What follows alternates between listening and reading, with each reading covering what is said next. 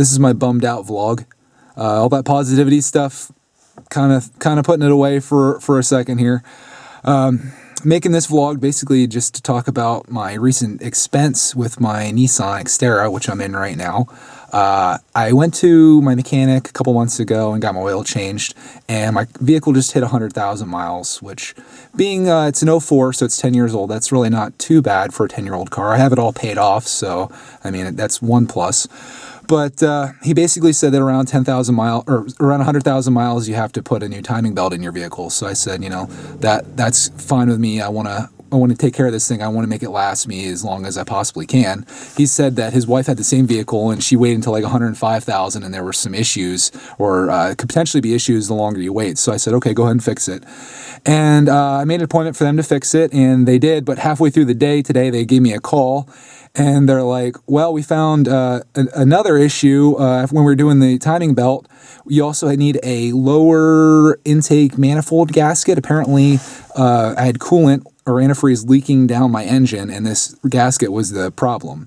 So they said that I could get it fixed now, which it wasn't necessary to be fixed now, but they said they did all the labor to get to that point with fixing the timing belt, so it made sense to go ahead and fix this thing at the same time. So I said, go ahead and do it, and they fixed it all up, and this is my total bill right here. Here's the total damage, $1,090.60. Ouch. I'll take you down through the itemized description of all the parts they put on here. Some of you car people can let me know if I got ripped off or not. I'm sure these prices on here are a lot higher than what you can actually get the stuff for. First thing was the timing belt, which was $67.98. Component kit, $116.93.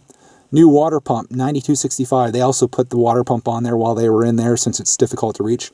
Serpentine belt, $35.78. Belt, PS, is that power steering? That's $29.80. Coolant, $40. Lower intake set, $103.78. That was what I was mentioning to you with the extra expense. Shop supplies, $12.50.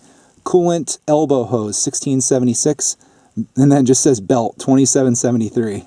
Next we get over here to the labor. This is the oil change, lube oil filter, check washer, brake, coolant fluid, $29.95.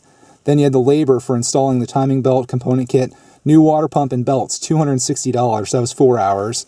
And then the labor to install the lower intake set, that was 3 hours, and that was $195. So the labor is where they kill you. That just is insane.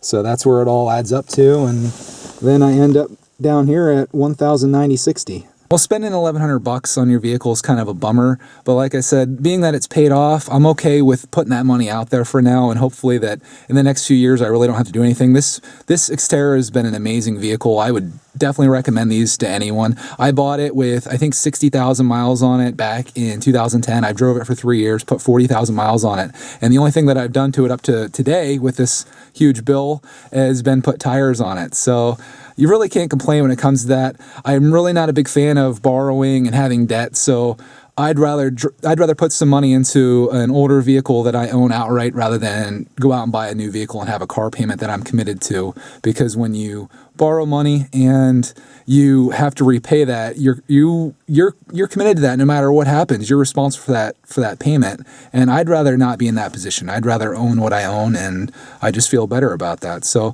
that's sort of why I made this video, is just to talk about the, you know, my mentality on this whole car repair thing, and see, you know, I'm assuming maybe some people agree with me that, you know, it's better just to own your vehicle and to do the repairs, even if it is an older vehicle. But I'm sure some people probably think that, you know, why deal with the repairs, just get a newer vehicle and not have to worry about it.